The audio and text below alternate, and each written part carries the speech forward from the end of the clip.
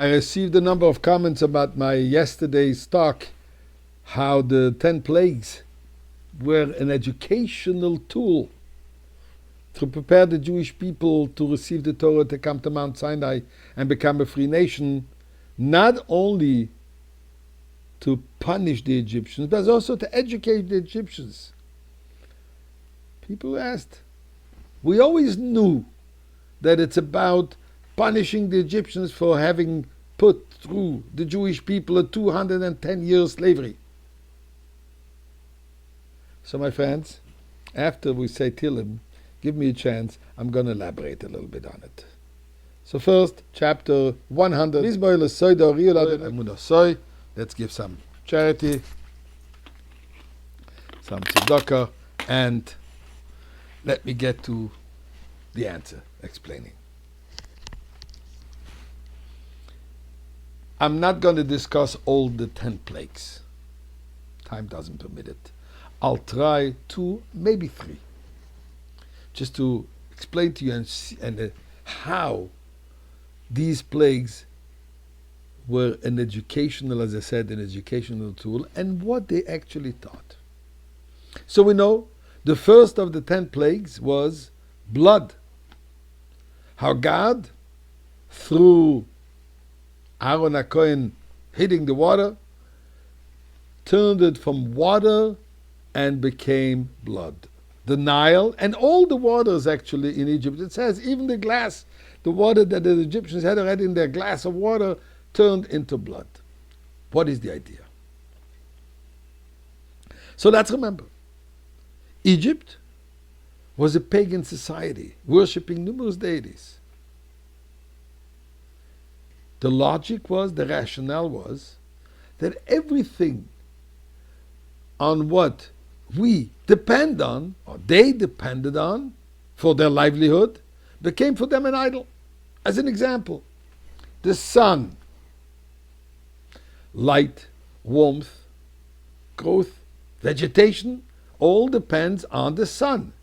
So the sun is a power which deserves to be worshipped. The Nile, only source of water.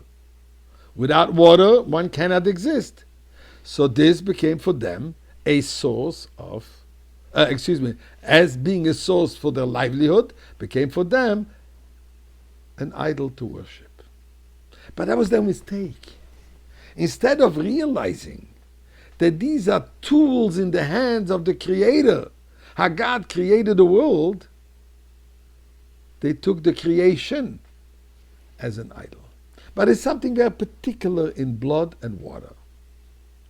Water by nature is cold, representing cold analytical approach to everything. Obviously, we need that. We cannot live without water. We need to understand things. We need to rationale. But water has a danger. If it freezes, it becomes lifeless. It loses its purpose. Unless if you want to make in a cold drink. But ice, water frozen, is the opposite of life. Blood, on the other hand, warmth, passion, happiness. So God is telling the Egyptians, you need to rationale, but you cannot leave it only to rationale. Because if you leave it only to rationale, you risk the danger of rejecting these commandments, these important issues, which is beyond your rationale. So you need to infuse that rationale with the warmth of blood, with some passion, with some feeling. And more than anything else, with joy, with simcha. That's the educational part of it. Frogs. What's the story with the frogs? As the kids love to sing, frogs here, frogs there, frogs everywhere. Indeed, frogs were everywhere. It says even they jumped into the ovens. Why is the Torah telling us that they jumped into the ovens? So there's 2 kinds of creatures. There's cold creatures and hot creatures, warm creatures. Frog, by nature, is a very cold creature. It lives in cold areas. Miracle was here that God again said, even the frog has to go into the oven. Change its nature. Passion, warmth. Let me go to the end of the one before the last, the darkness.